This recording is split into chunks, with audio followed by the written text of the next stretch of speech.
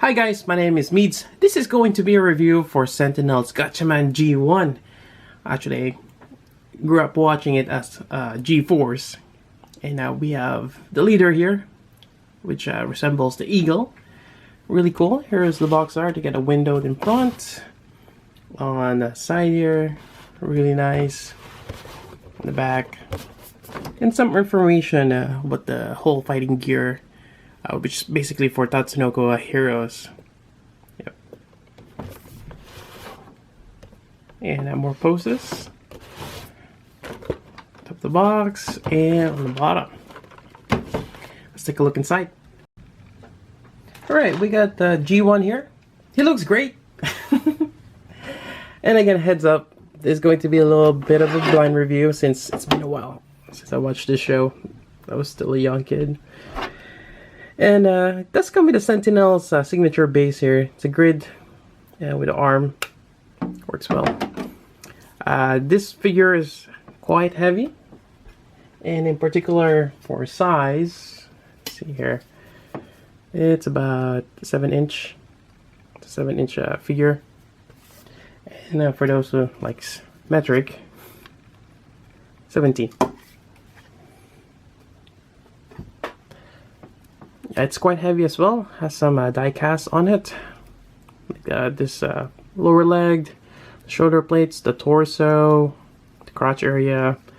Quite a bit of, yeah, even the helmet here, diecast. The cape here, it's very interesting. It's almost paper-like. It's a fabric, but it's really soft. And unfortunately on mine, it got wrinkled on one side. I'm not sure what's the best way to straighten this out. Probably, I don't know how warm compress will fix it, but yeah, I'm not really sure. It's really quite delicate. It's almost like paper-like. Yep. And the way it's attached, also, it's just on the top here. There's 2 pegs there, and it looks like it just got stamped. Yeah. It does have a cool gimmick over here with the lights. There's a switch on the back. You can get this thing to turn on. There we go. It's really bright. Let me try that one more time. Let's turn off one of the lights here. There we go.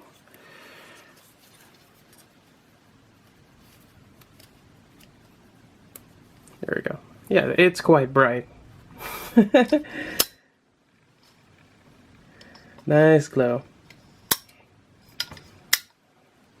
Yeah, not too bad. I like that effect. Let's turn off the... it does use LR41 batteries, but this particular figure does include it already, which is great. You just gotta remove that plastic tab.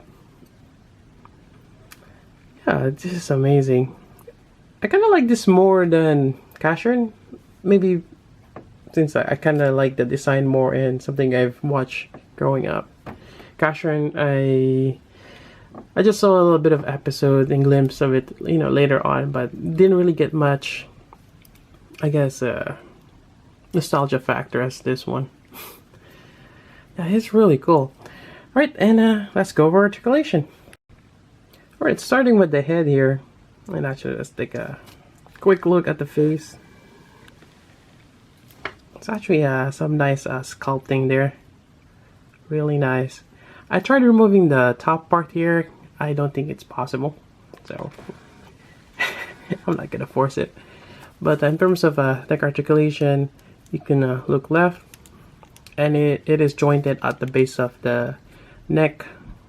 As well as the base of the head. Quite great. And, oh, okay, there we go. Just a straight peg. That's trying to look a little too high, I guess. It won't let me. Let's see if I can get this thing back. There we go. And you can look down to the side. Yeah, fairly good neck articulation. Now for the shoulder, this is on, I think, a little swivel joint here, a hinge. And it's one of those that I keep forgetting. It's like a It just goes around the shoulder. There's a term like a sleeve. I'm just gonna go with a sleeve. It's a little sleeve joint which can rotate around, but be careful as you rotate this around, since this part here is diecast, and any painted diecast easily chips off in terms of paint. Yeah. Then you have the joint here, fairly cool, and you have a swivel here on the bicep, and seems like you can pop it out. Huh. Might be a good thing for customizers out there. Yep. Then you get this double jointed elbow. It doesn't really reach all the way up because of how this is molded, but it's not too bad. Yep. Then you got this wristband. I'm not sure, this might be their communicator. It's been a while. Then you get that joint there. I kind of wish that joint is blue, but they use white wrist joint. Yeah, it's kind of weird. Although I don't think they ever made a blue joint. It's kind of weird. How come they didn't have that? On the torso, you have an up crunch, which is actually fairly good. Then you can lean back also. Oh, not so much, but gee, I don't think you can lean as much. Then you have the waist. Then you get this belt. It's just floating. You got this little pouch here, which you can rotate. Then you have this waist hinge, kind of like your SH figure arch, which you can move down to allow you to move the legs up and prevent you from scraping the hips. You got the swivel there, you got the knee band, and you got this knee plate here. In terms of yeah, just placement, it's not too bad. Kind of like this more than the one they had for Gatchaman. Yeah, really nice. And you get the ankle joint, which is angled on the side, which allows you to swivel. There you go, for a wide stance. And you do have a toe joint as well, just a little bit. I think an airplane was just passing by. I had to pause to close the window. It's actually Fleet Week in my area, the Bay Area. Right, so moving on. Yeah, I think that's fairly it for the articulation. Now another thing is the cape. Again, this cape is just attached there. I've seen photos where this thing is up like this. I'm not sure how they did that. There's just no way. There's no wires on this cape, which will be great. Something tells me I have to rig something up, just like something I can attach on the back here for it to be held like this, especially when he's doing some kind of awesome kicking pose. Let's put him on the rider kick.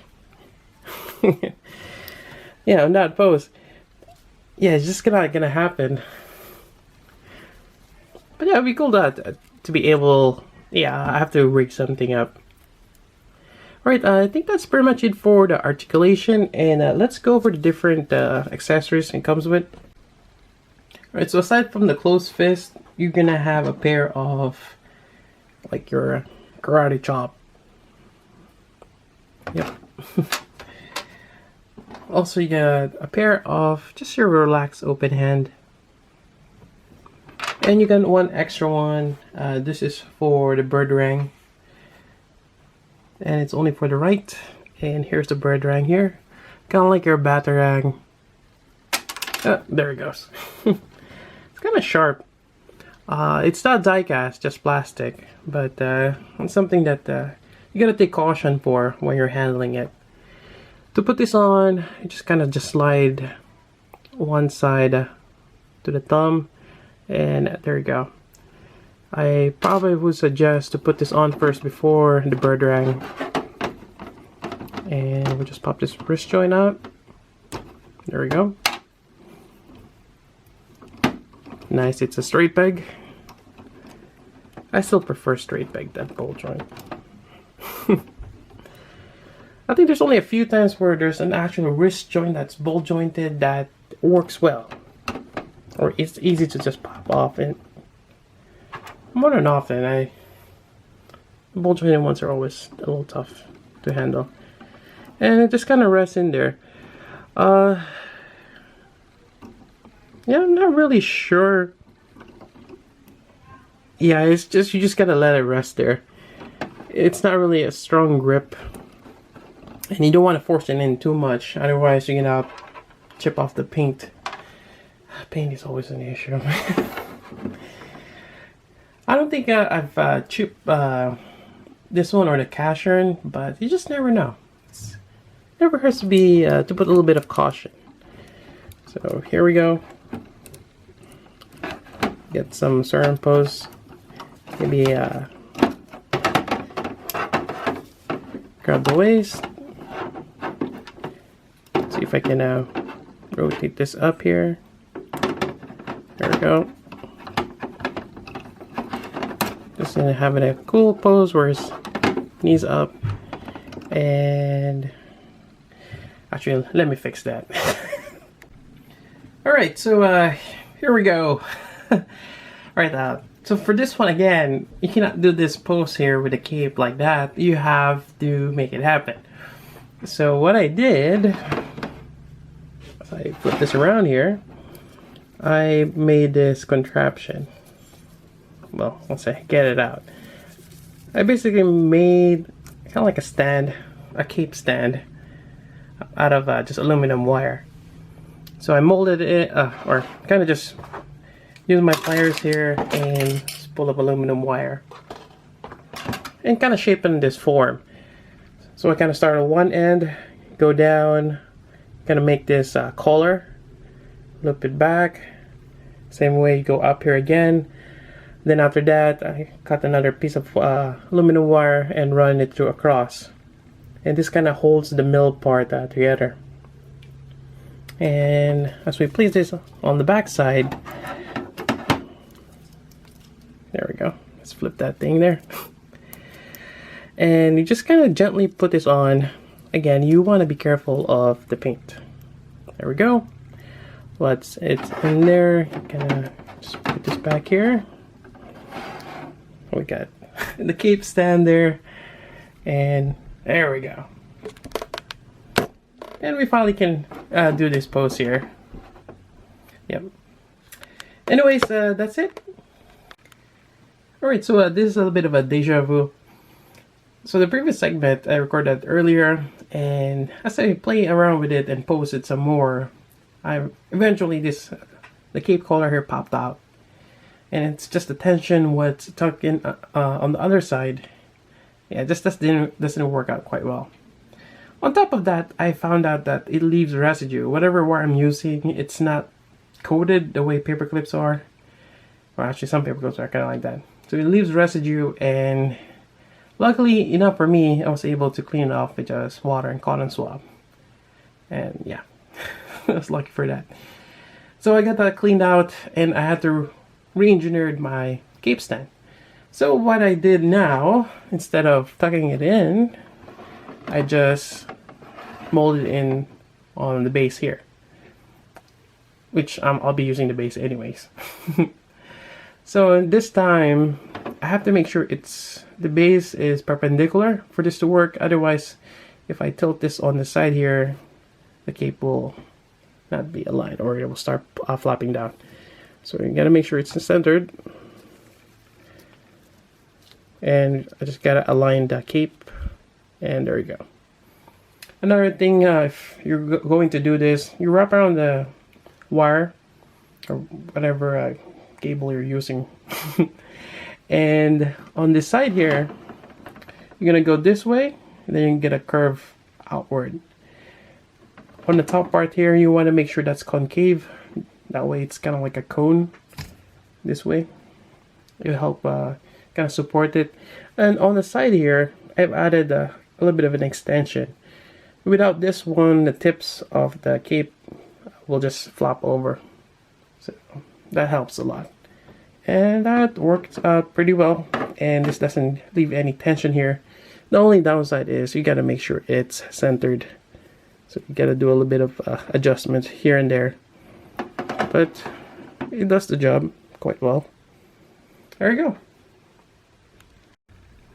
Here it is right next to Gatchaman, and this is looking great. I'm starting to like more this particular line.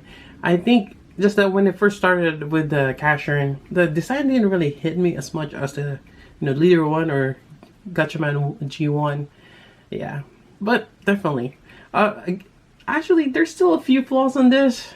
The cape, yeah, it just depends on how you get yours. Yours might get wrinkled like what I have on mine. And I really think that they should have added some kind of cape stand, like what I have to craft with aluminum wire.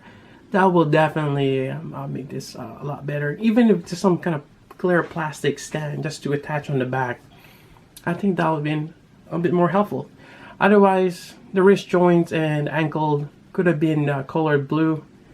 But, overall, it's great. In terms of molding and the face, I really liked it.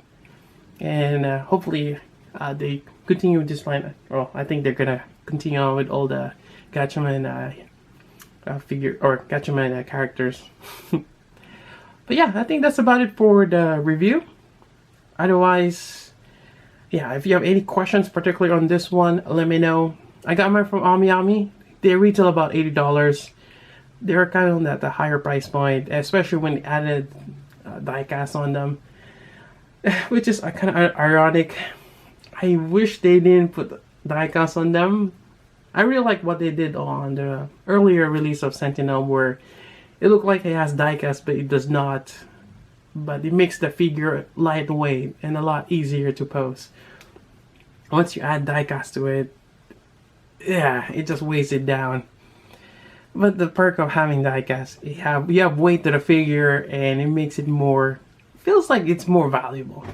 Yeah, that's my take on that. Anyways, that's it. Hope you guys enjoyed this review. So until then, this is Meads. Thanks for watching.